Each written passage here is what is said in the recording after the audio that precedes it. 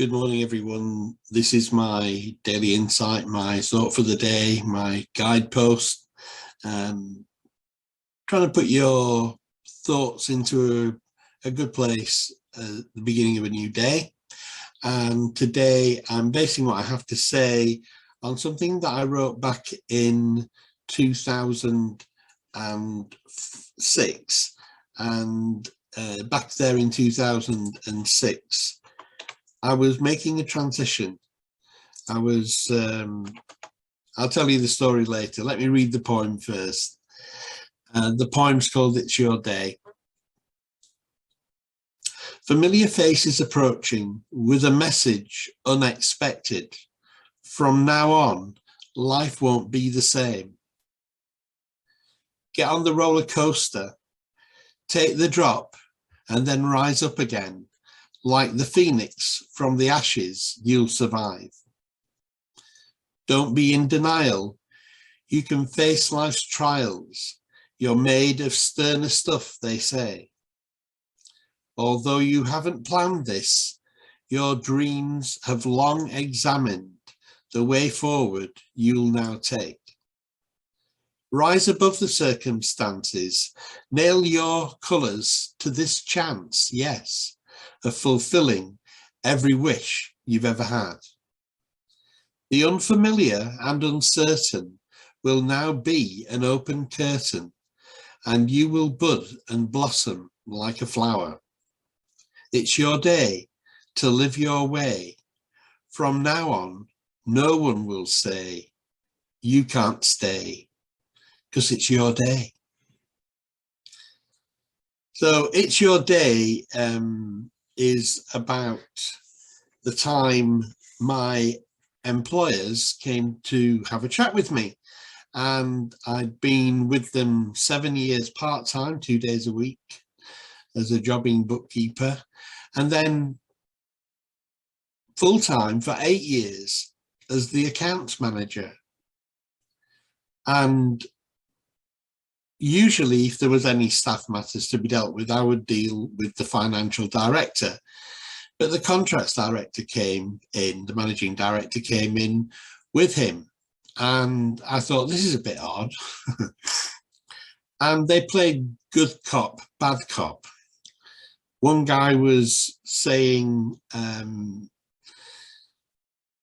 that they had been talking and that they would like me to leave.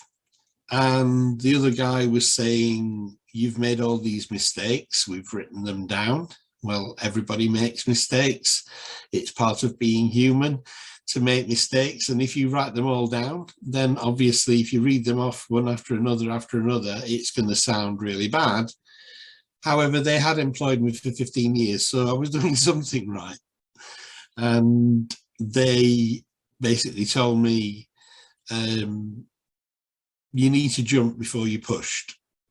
And the good cop said I would get a golden handshake. It turned out to be a bronze one, but very nice, you know, all the same. They gave me some money to send me on my way rejoicing. But what they didn't know was that for years I've been wanting to become a life coach, and I just couldn't see how it was ever going to happen. How was I going to make that transition? And I feel actually today, I feel in quite a similar place as I did back then, in that I am doing a job of work which is very, not financially rewarding, but very emotionally rewarding. But I believe that I am capable of doing much more in society, you know, that I have better things to offer than what I'm doing. So it kind of speaks to today as well as it did to all that time ago.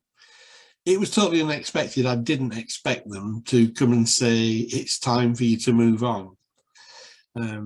But when it came to it, I was called in by my successor, the person who was doing my job, and asking me for advice. And I went in, and I went through everything with them, and I was making little of what I'd done. And I said, you know, a monkey could have done my job. And this lady said, I came from a company whose turnover is 6 times what it is here. I can't keep up with you, Andrew. I've had to, some of these reports that you've been creating, I've had to do away with them because I've had to simplify it. I can't keep up with you. You've done an amazing job. And basically it was all self-taught. When I got to working for that company, the turnover was 2 million a year. And when I left, it was about 15 million. So I grew, my understanding, my knowledge grew with the business. And they thought they were doing me a great harm. They knew they thought they were doing their company some good, but they knew, you know, that you don't work alongside people for 15 years without there being some personal connection. And they knew my family inside out. They knew what they were doing to me financially. But I just thought it was a great opportunity. And yes, it's a roller coaster ride. You know, I didn't know how it was going to happen, how it was all going to work out. But here I am, 16 years later, and things went okay. They didn't go brilliant. I thought they were going to go a lot better than they did financially, but we've been okay. It's not been an easy ride financially, but everything is provided for. There is no reason to be overly concerned when you believe, as I do, that we're in the everlasting arms, where we're being cared for, that I have faith, you know, in whatever, that everything is going to work out fine. And like the phoenix from the ashes, we'll survive, you know, if we believe, if we trust, if we hope, if we have faith, everything's going to be okay. So it's no use denying that this thing had happened. Make sure that you're accepting the reality, because you made us turn of stuff. So come on, you can do this, whatever you're going through right now.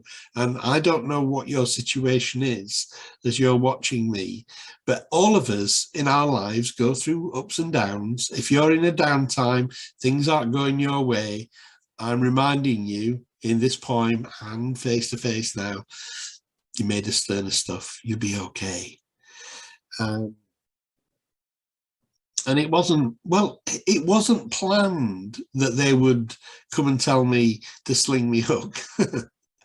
But my dreams had been there in place for so long. And I was wondering, how will I ever, you know, I bought a life coaching course from the Coaching Academy, and finding the time to review the materials was a problem to me because I was so tired, working 45 hours a week and driving to and from, just like everybody else, I guess, in the rat race. You know, how are you going to escape that and do what you want? They gave me that opportunity to move forward and to do what I dreamt of doing.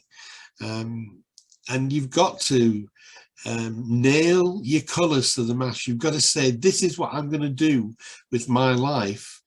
And it's going to be difficult. It's not going to be easy, but I'm going to do it anyway. And when you do decide to do that, then you're surrounded with the unfamiliar and the uncertainty of a life that the curtain's just about to open. You're going to see behind the curtain. You're going to see the Wizard of Oz pulling all his levers. Don't look at him, look at me. You know, I am Oz the Wonderful. You're going to find out how it all works. And to a certain extent, the last 16 years, I've been on a journey of discovery, and I've found lots of different things that I didn't know before to be true in my life and in the lives of other people around me. And yeah, I've bloomed and I've blossomed like a flower. You go back and watch some of my 2008 videos. It'll make you smile. Makes me smile. So it's your day to live it your way. And from now on, the poem says, no one will say you can't stay. That's what they came to tell me. They said, you can't stay. There'd been a mistake, a massive mistake. You know, there'd been others, but this was a massive one, because it was an end of year journal given to me by the accountant, and he'd written it the wrong way. And they were saying that I should know that it was written the wrong way, and I should be able to correct it. That I was the eyes and ears of the company when it came to these journals. I was there to check the accountant. And I just said, well, if you wanted me to be at that level, I've never said to you that I was at that level. I said I was a self-trained bookkeeper.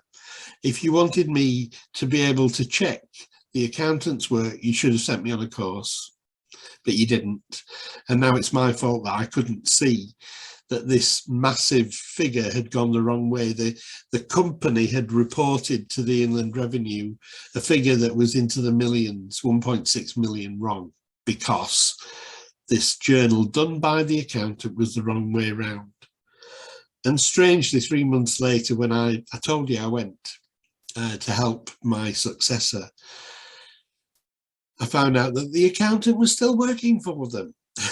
Even though I'd been the fall guy, the guy who'd actually created the mistake was still working for them. They were still trusting him to do the accounts, even though he'd made such a massive mistake.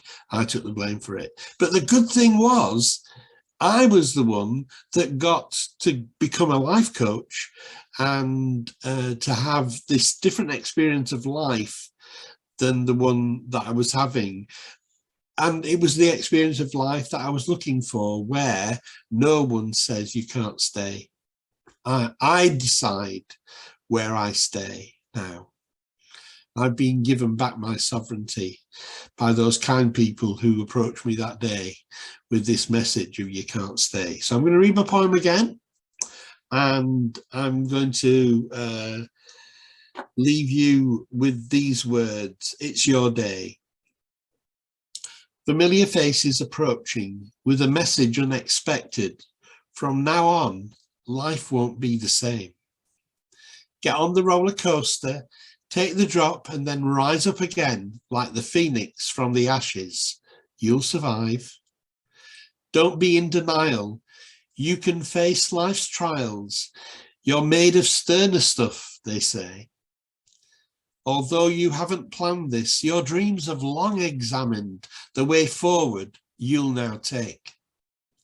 Rise above the circumstances, nail your colours to this chance, yes, of fulfilling every wish you've ever had. The unfamiliar and uncertain will now be an open curtain, and you will bud and blossom like a flower. It's your day to live your way. From now on, no one will say, you can't stay, because it's your day. Namaste.